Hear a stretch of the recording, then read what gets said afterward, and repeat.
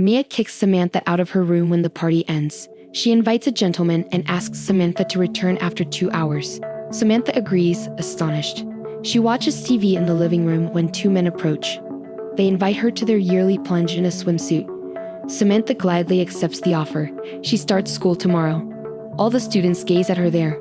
One of the men makes a joke after the lecturer begs them to focus. Samantha relaxes when everyone laughs. Samantha chases the gentleman after class and praises him for saving her. He leaves after chatting with her. Samantha warms to him. Mia suddenly joins her and tells her the man is incredibly good-looking and that she should date him. Samantha laughs and they leave. They attend the plunge, a frat party. Mia enters with style. She merges fast. Samantha sits in a corner staring at everyone, feeling out of place. The president's entrance song plays, and a number of males dance in front of her. They move seductively, shocking Samantha. Mia is furious as everyone applauds. She dislikes Samantha's attention even when she is doing nothing. One person has a pistol. Bach and his squad instantly attack him. Some bodyguards take Samantha while others interrogate the guy. He had a water cannon all along. Samantha storms to her father's office after this. She does not care if everyone is shocked by her little swimming suit. Liz attempts to soothe her, but Samantha wants to see the president. He is busy when Liz goes to fetch him.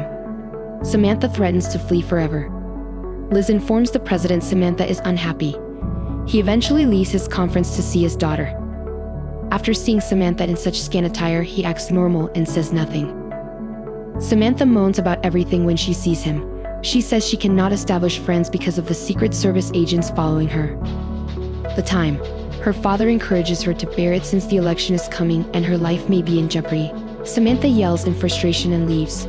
President Mackenzie grants her request after realizing how much this has affected her. Samantha squeals as Liz delivers the good news. She returns to her room relieved. The following day, Samantha just has two security who follow her from afar. Samantha and Mia pass a large demonstration against President Mackenzie. The leader claims the Mackenzie family is affluent and only understands how to run away from issues. Samantha declines the argument. Samantha says they have free speech when Mia invites her to talk. Mia scoffs and takes her away to have fun. On a slide, Samantha doubts Mia's advice to have fun. Mia leaps and slides down the slope while everyone cheers. Sam is inspired. She meets the person she thanked previously. She and James introduce themselves again. Mia slides down after James and Sam leave on the ramp. Everyone has fun. Liz calls Samantha the following morning, enraged. Sam's leaping and sliding images became viral. Liz scolds Sam for his irresponsibility and claims the president is furious. After hearing that, Mia rolls her eyes and urges Sam to hang up. But Sam persists on talking to her father. Mia grabs the phone as Samantha's father chastises her for abusing her independence. She lectures President Mackenzie about parenting. He ignores her, anger and manipulates her. Mia is thrilled when he appreciates her charisma. She hangs up smiling pleased. After Samantha laughs, Mia says the president is excellent at his job. Reporters question Sam the following day. Protesters yell at her too. While Samantha flees upstairs, Bach and Dylan struggle to keep the media away. She knocks on the door and begs Mia to allow her in, but receives no answer. Desperate, she goes into the RA's room and sees James. He is RA James' plans once Samantha informs him about the protests. He requests her wear his huge sweater and headgear. She agrees immediately. The hoodie and hat conceal them, and they flee. Protesters and Bach do not recognize Samantha. They chat at a pizza establishment. Both laugh and jest. Sam knows she likes James. She re-sniffs his hoodie. They then compete in IQ. They trade fascinating information and are equally gifted. This continues until an elderly woman approaches. She requests a photo with Sam, the president's daughter. Samantha enables her, but the media soon discovers her. James tugs her away as they chase her for a photo. To avoid the journalists, the two run through narrow streets. They enter a cinema. They are unrecognizable since it is dark. Samantha says she has never had so much fun, and James urges her to violate the rules more. Samantha's affections for him grow while they watch the movie. Samantha prefers hiding in James' room at night, while her guards stand outside. They converse about beautiful things all night.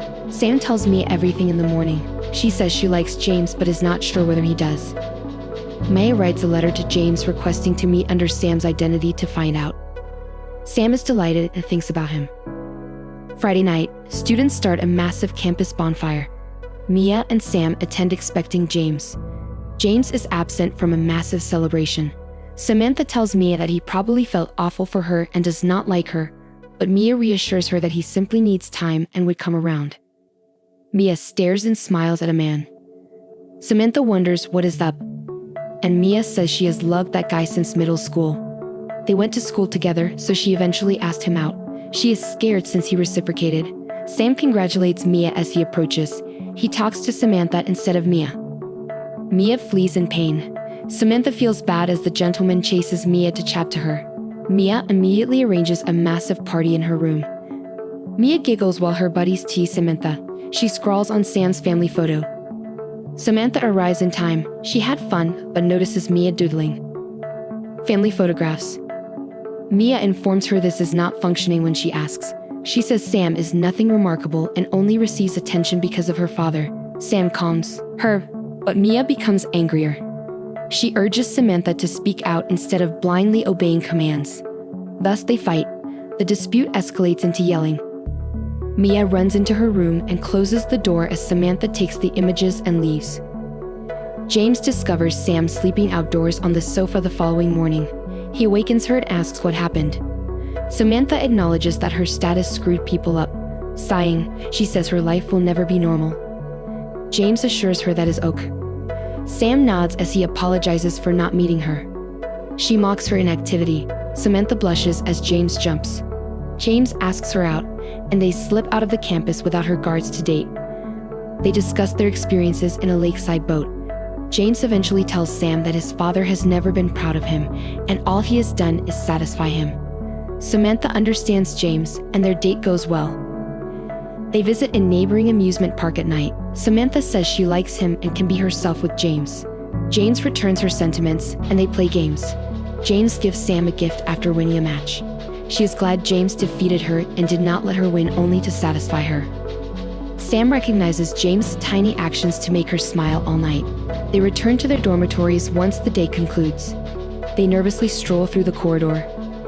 After chatting, they split. Samantha feels left out. She approaches James and shouts out. James turns and she kisses him. Sam rushes to her room after they say goodnight. She eagerly informs Mia she kissed James with her eyes closed.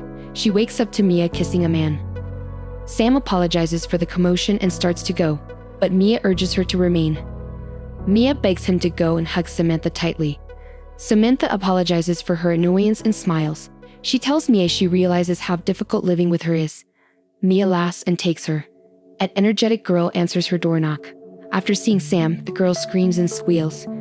Linda, Mia's initial roommate, is the girl. Linda stops them and plays her trombone. Samantha and Mia stare uneasily. Linda laughs and cries nonstop. She plays trombone constantly.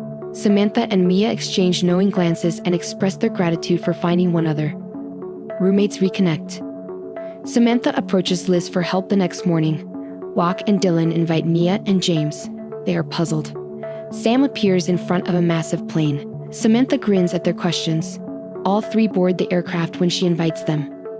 Guards surround them as they enter. Charles commands them. Charles brings them to a private aircraft room to meet their wants. Mia flirts with Charles quickly, laughing. Samantha praises Mia and James for being patient inside. Mia's nails are painted by Marjorie. James feels embarrassed seeing so many people racing about him. Samantha tells him their location is a surprise. They arrive and meet world-famous designer Vera Wang. Samantha informs James that a tuxedo will suit him. Finally ready, the three attend a ball. Press hounds them there. James feels awkward while Mia enjoys the attention. Samantha rushes to her parents as they enter the huge ballroom. James salutes as Mia enthusiastically meets the president and first lady. James interrupts Samantha's boyfriend introduction and welcomes them. Sam's parents leave to welcome visitors after meeting her pals. Samantha is outraged but shrugs it off. She takes James dancing. James requests a private conversation and Sam agrees. Samantha is transfixed by him as he asks what she is doing. She enjoys everyone glancing at them. Sam resists James' invitation to talk privately. Two elegantly dance. Sam says she has always wanted to do this. She is finally doing what she wants. James joins in. The room is awestruck by the young pair. President Mackenzie then speaks onstage. Party starts with clapping.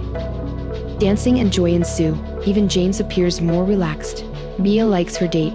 Sam answers press inquiries at the conclusion, but demonstrators attack her. A huge automobile smashes dangerously near to her, causing mayhem. James grabs Sam and dashes inside the ballroom. He drives her to a hidden chamber with a vehicle. James informs Samantha that they have already abducted Mia. Help her. James grabs his walkie-talkie and puts her in the vehicle. At that moment, Samantha understands everything was a lie. James was only a covert agent. She is heartbroken because everything she thought was normal was phony. Finally led home, her dad wonders whether she is alright. Samantha had enough. She attacks him, saying she feels ashamed for being so stupid and clueless. President Mackenzie apologizes, saying he did everything to protect her. He informs her that he receives hundreds of threats against her every day and cannot let anything happen to his daughter. Sam cries. As her father urges her not to worry, she cries. If she wants, he will remove James.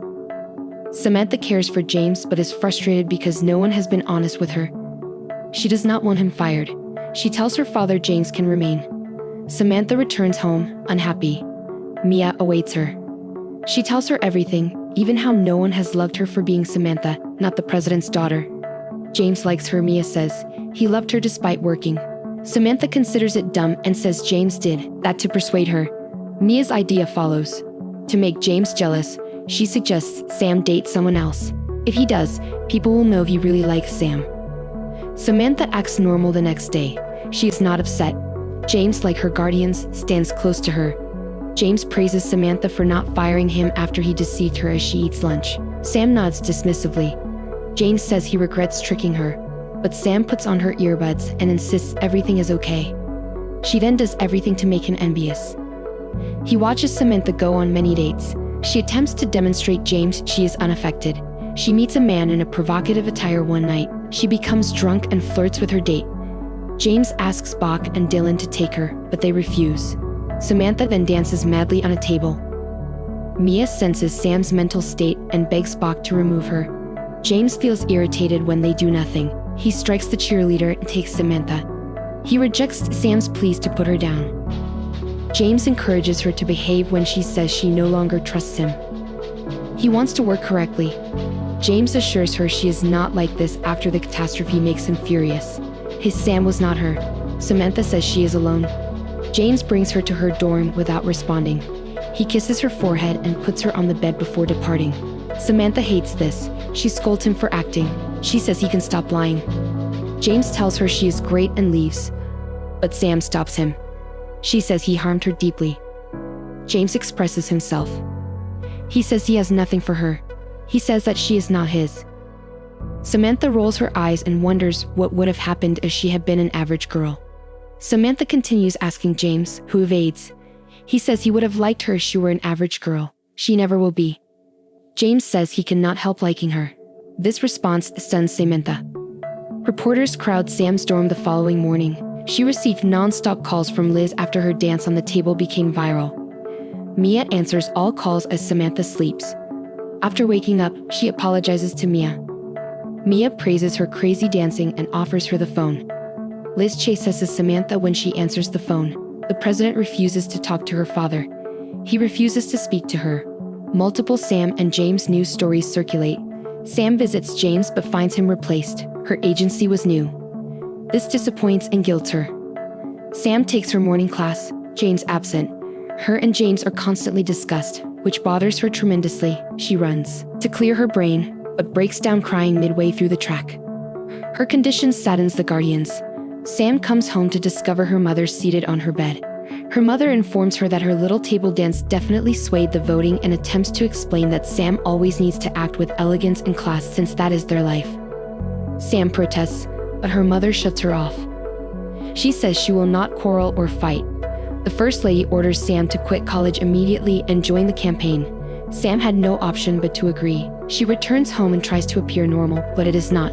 Her parents no longer talk to her, and their pleasant activities are gone. She joins the campaign and pretends they are the ideal family. After Samantha leaves college, James is furious. His recklessness jeopardizes his employment, so a board of officers questions him. They insult him and question why he should keep his job. James defends himself, but the board blasts him for jeopardizing Samantha's life. James is suspended and urged to consider other jobs since he may lose his. Sam regains her composure and acts pleased in one advertising. President Mackenzie approaches. He says he understands she is sad but cannot assist her right now. Sam must then behave maturely. Samantha rebels against her father. She says she has fulfilled all their wishes. After understanding they needed her, she quit college and joined him. Sam replies that he must stop stalking her if he wants her to behave like an adult. She leaves. She is correct, and the president calms down. He is glad she is speaking out, but watching his daughter in misery breaks his heart. After being suspended, James drives home as the president and first lady finally campaign on stage. He is obsessed with Sam. The president thinks over his daughter's words at home. She is usually around him, but no one's asked her what she wants. After that, he pays more attention to Sam and sometimes seeks her opinion. He brings her a chocolate cake, and they eat it together. Sam asks her dad to check on James. After agreeing, the president asks her whether she loved him. Samantha grins and says she loves being herself with him. She assured him she could enjoy him without worrying about her reputation. Samantha's dad pays attention. Sam says she loves James, and her father grins. Sam's father wins re-election. Everyone applauds this good news. A massive Mackenzie family celebration is held. Samantha and President Mackenzie dance. Mia stands with her lover. She encourages Sam with music. Samantha tells her father she loves and feels at home with him while dancing. Emotional, her father kisses her cheeks. Samantha notices James behind her as he twirls her. He is in uniform again, shocking her. President Mackenzie leads James to the ballroom center and leaves. James approaches Samantha and clutches her waist. James dismisses Samantha's protests. He dances with her. Sam becomes free, and they forget everything else. Dance all night and find serenity. Liz and Bach grin. James apologizes for everything and gives her a key after the dance. He says the key will take her on her next vacation. Samantha is puzzled but accepts and says goodbye. James bids farewell and she leaves. Samantha flees the ballroom but regrets her error. James realizes he loves Sam at that moment. They chase each other. James initiates a passionate kiss as they stand face to face. Sam kisses back, and they get entangled. James guards President Mackenzie. Samantha departs after requesting that he take care of her father. Dylan informs James that Sam will return after spring break as she leaves. He bids James well in his new position and tells him not to fall for the president. Samantha contemplates James as she leaves the ballroom. She sees a little automobile ahead. Sam is thrilled since she has always desired a vehicle instead of huge ones driven by professional warriors. She drives to college excitedly. She discovered home after leaving home.